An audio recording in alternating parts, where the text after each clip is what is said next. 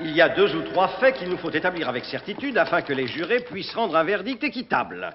Et avant tout, dirigiez-vous, oui ou non, les essais de pilotage de la navette lunaire XR 2300? Oui. Le 5 octobre de cette année, cette navette dut atterrir en catastrophe après un vol d'essai. Étiez-vous, oui ou non, aux commandes de cet appareil?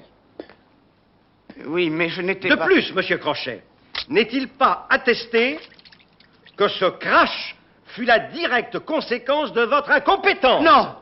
Ce n'est pas moi qui ai craqué, c'est la navette. L'appareil n'aurait pas pu supporter de rentrer dans l'atmosphère. Tous les circuits étaient prêts à exploser. Cet engin était un corbillard volant. La vérité, la voilà, messieurs. Il n'y avait aucun défaut majeur dans cette navette. À l'atterrissage, le prévenu s'est proprement effondré. C'est pas vrai! Silence! J'ai dit silence! En mars 1984, le vol 209 pour Chicago perdit les pilotes en plein ciel. Au cours de cette nuit fatale, c'est Ted Crochet qui sauva cet avion. J'ai à peine un des passagers présents dans cet appareil. Si la Cour le permet. Jurez-vous sur la Constitution de dire la vérité, toute la vérité, rien que la vérité, levez la main droite. Il n'y a pas la barreau.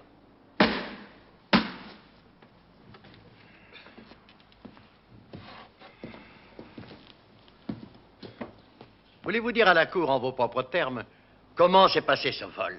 Je te double pas. Brother, il a été une lame. L'a pas flippé. Il met sa mouillée sérieux dans la carlingue. Et les pales qui brillaient de la plombe à la gomme. Alors le brother, il a gloupé les manettes et il se recarloise au merde et le bird dans le coulos au bercail. Et chier. Ce que je sais, c'est que sans Monsieur Crochet, je ne serais pas en vie aujourd'hui. Il m'est extrêmement pénible, même maintenant, de me remémorer cette nuit-là, au-dessus de Chicago. Je vous en prie, essayez, Madame Amen, c'est très important. Eh bien, nous avions perdu les pilotes. Et alors, les passagers étaient tous sérieusement intoxiqués. Ça n'a pas été drôle. On a tous craqué. Et alors, l'épouvante me gagnait. Oh, les éclairs, le tonnerre. Oh. Après ça, je ne prends plus l'avion. Après ça, je ne prends plus l'avion. Mais calmez-vous, voyons, reprenez-vous. Mademoiselle, laissez-moi m'en occuper. Après ça, je... Mais vous allez la fermer, bon Dieu.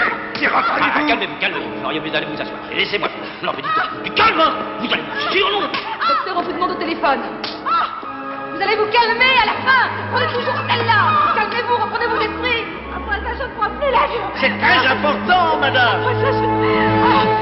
La Cour prend l'affaire en main. Ça a assez duré, mais vous allez vous calmer à la fin. Une boîte de Valium. C'était mon chef d'escadrille pendant la guerre. La nuit où on a bombardé Macho Grande. C'était Crochet qui dirigeait la mission. Il a mis tout le monde en danger. Matt toujours été odieux. Matt était odieux. Matt faisait partie de l'équipage. Oui, Matt était le bombardier. Mais je disais que Crochet était odieux. Ed dégueulait sans cesse. Ed dégueulait sans cesse. Mais non, Ed était le navigant, il allait bien. Matt gueulait sans cesse. D'ailleurs, cet homme était fou allié. Vous dites que Tom était fou allié. Oh non, Tom était un crack, le meilleur artilleur qu'on ait jamais eu chez nous. Matt était fou allié. Et déménageait. Non, Ed tenait la forme, Matt déménageait. Qu'il soit encore en vie, ça m'étonne.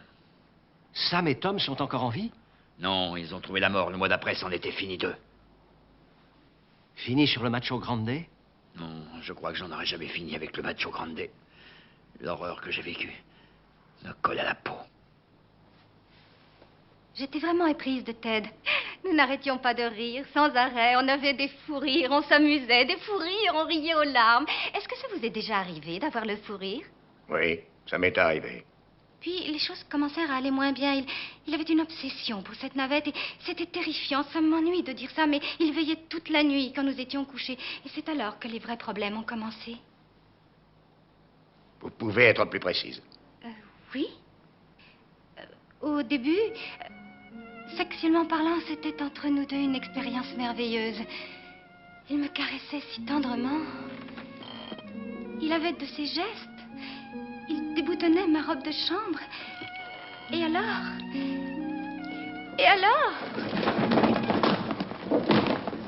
Nous nous sommes éloignés l'un de l'autre et... Excusez-moi, je ne peux plus continuer.